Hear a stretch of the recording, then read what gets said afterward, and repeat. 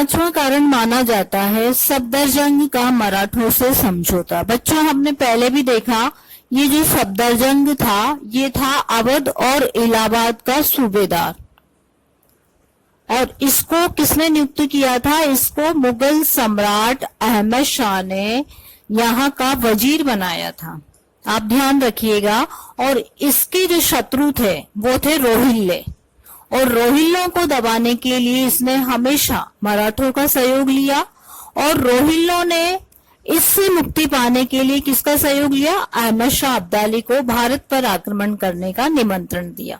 तो हम देखते हैं कि 1752 में सफदरजंग और मराठों के बीच एक समझौता हुआ, और उसमें ये कहा गया कि जो आंतरिक और बाह्य शत्रु हैं, आंतरिक और बाह्य शत्रुओं से मुगल साम्राज्य की वो रक्षा करेंगे। ये वचन किसने दिया? पेशवा ने दिया। इसके बदले में पेशवा को क्या मिलेगा? 50 लाख रुपए दिए जाएंगे। मराठों को और क्या क्या मिलेगा? पंजाब, सिंध और दोआब से चौथ वसूल करने का अधिकार प्राप्त हो गया। और क्या मिला? पेशवा को अजमेर और आगरा की सूबेदारी भी दे दी गई।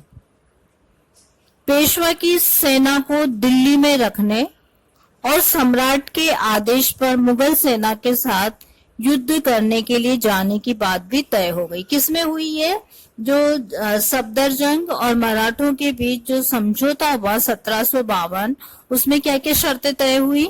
एक तो जो है पेशवा ने क्या वचन दिया कि मुगल साम्राज्य की रक्षा करेगा, उसके बदले में उसे क्या मिलेगा? 50 लाख रुपए मिलेंगे। और इसके अतिरिक्त कौन से प्रदेश मिलेंगे उसे जहां से वो चौथ वसूल करेगा? पंजाब, सिंध और दोआब से। कहाँ की सूबेदारी मिलेगी? अजमेर और आगरा की सूबेदारी भी मिलेगी। और पेशवा की सेना को कहाँ रखा जाएगा? दिल्ली में रखा जाएगा। और वो किसके साथ युद्ध करेगी? मुगल सेना के साथ युद्ध करेगी। पर यह समझौता किसको पसंद नहीं था? मुगल दरबार में अनेक अमीरों ने इस समझौते का विरोध किया। इसके बावजूद ये समझौता माना गया।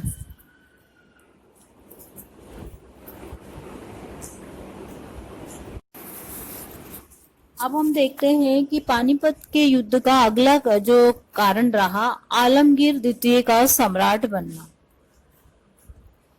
सफदरजंग के स्थान पर 1754 में सम्राट ने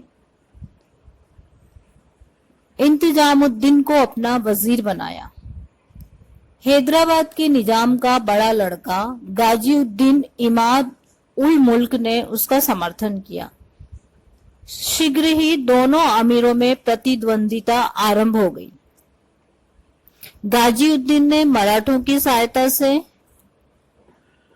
अहमद शाह को गद्दी से हटाकर आलमगीर द्वितीय को सम्राट बनाया और स्वयं वजीर बन गया।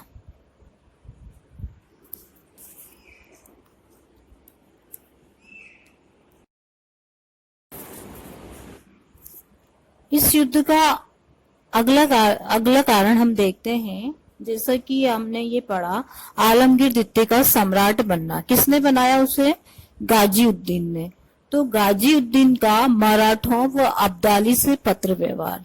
क्या पत्र व्यवहार किया उसने? गाजीउद्दीन ने ये कहाँ का था? हैदराबाद के निजाम का बड़ा लड़का था। किसका समर्थन किया था इसने? आलमगीर द्वितीय का।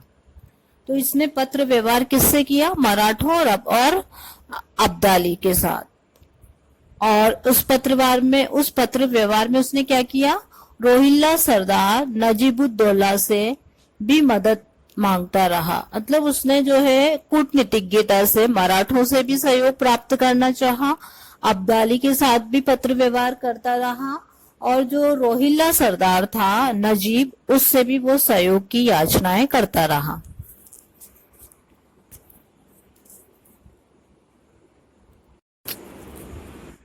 अब हम देखते हैं कि इस युद्ध का अगला कारण क्या था।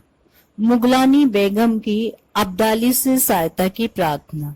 अब हम ये देखेंगे मुगलानी बेगम कौन थी। ये पंजाब के सूबेदार की पत्नी थी। पंजाब के सूबेदार थे मीर मन्नू, जिनकी मृत्यु हो चुकी थी, और ये मुगलानी बेगम नाबालिग पुत्र की संरक्षक बनकर शासन कर रही थी, लेकिन ये एक षड्यंत्रकारी स्त्री थी। उसके सब सरदार उससे अप्रसन्न थे। हैदराबाद के निजाम के लड़के गाजी उद्दीन ने, जैसा कि हमने पहले भी इनका नाम लिया गाजी उद्दीन का, इसने स्थिति का लाभ उठाया। उसने पंजाब पर अधिकार कर लिया और इस बेगम को गिरफ्तार कर लिया। दिल्ली में इसे बहुत परेशान किया गया मुगलानी बेगम को। बेगम ने गुप्त रूप से अब्दाली के पास सहायता के लिए संदेश भेजे और दूसरी ओर रोहिल्ला सरदार नजीब से भी सहयोग की प्रार्थना की।